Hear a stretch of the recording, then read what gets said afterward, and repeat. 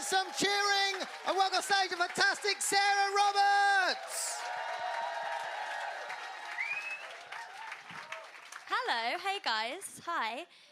Okay, so I feel like I should tell you up top that I'm having kind of a weird time at the moment. I'm having a weird time. I think I'm just at a really weird stage of my life, you know? Like, I've just turned 30, so I'm getting to that really weird point in my life where I'm starting to think, okay, should I be getting, you know, like employed? No. No. As if, can you even imagine? That would be insane.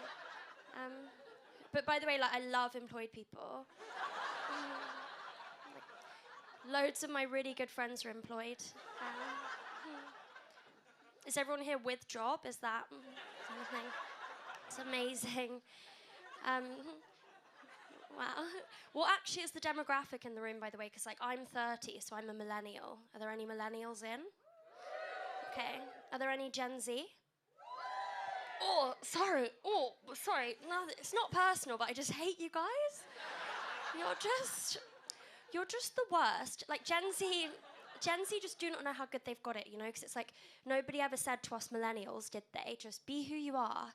They never said that to us. They told us that we could be Effie from Skins or Misha Barton from the OC, and those were literally the only two options. There was nothing else. I watched so much bad TV when I was a teenager that I thought you had to be like really fucked up for people to find you hot. Which was actually kind of good in a way, because I never even knew I was an ugly teenager.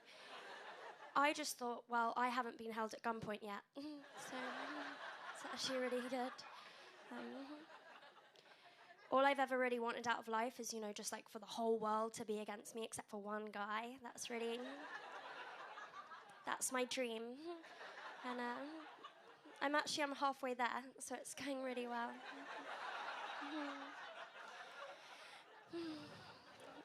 But I've been doing some soul searching lately. I've been trying to figure out, like, who am I when I'm not just desperately seeking male attention, which...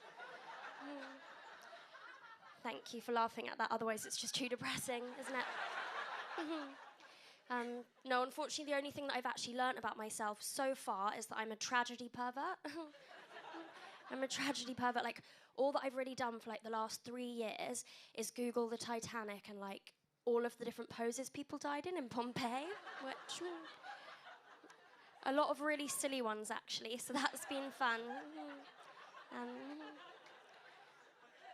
But I think I'm very lucky to be a tragedy pervert, like, living in this time, you know, because we have, like, a whole new tragedy to fantasize about, climate change. I've heard that it's going to be, like, the biggest one yet, so I guess I'm pretty excited about that.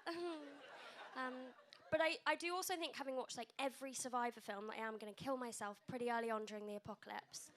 Like, sure, I might stick around for a while as, like, a voyeur, but it will not be my intention to survive. Have any of you guys seen that film A Quiet Place, when no one's allowed to speak? Just so unrealistic, isn't it? Like, why would anyone bother surviving if you couldn't even tell anyone about it? That literally... that doesn't make any sense. Also, I'm pretty sure that the only people who are going to survive the apocalypse are the men who cycle as a hobby. Aren't they? Because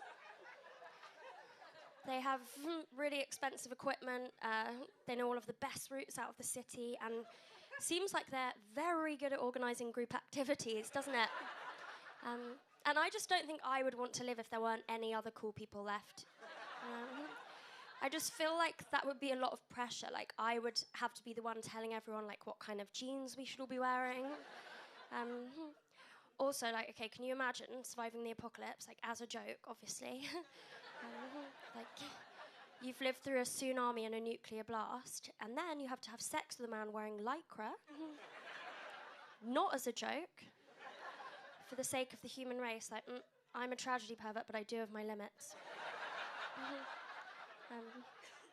Also, after the apocalypse, we're going to have to learn how to make chocolate again from scratch. No one ever talks about that, do they?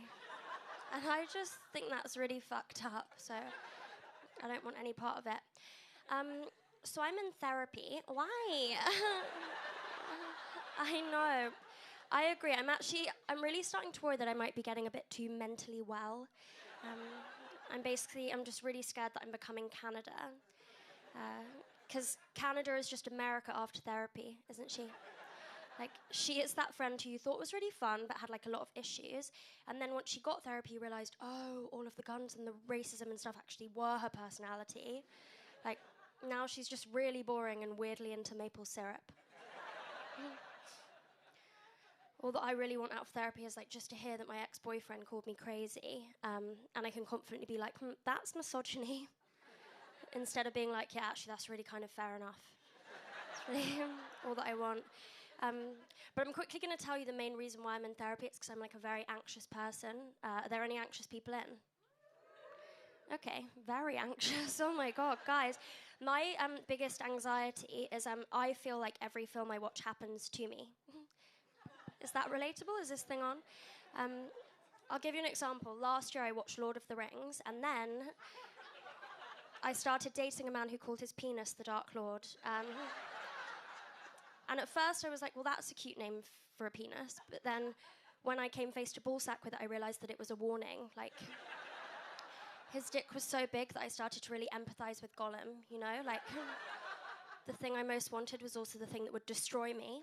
It was a very hard time. Anyway, look, this has been really fun, but I actually need to get home and wank myself off to the Chernobyl Wikipedia page now. Goodbye. Thanks. Sarah Roberts! Sarah Roberts! They're good, aren't they? Listen, you have got one final act of the first section. Are you ready?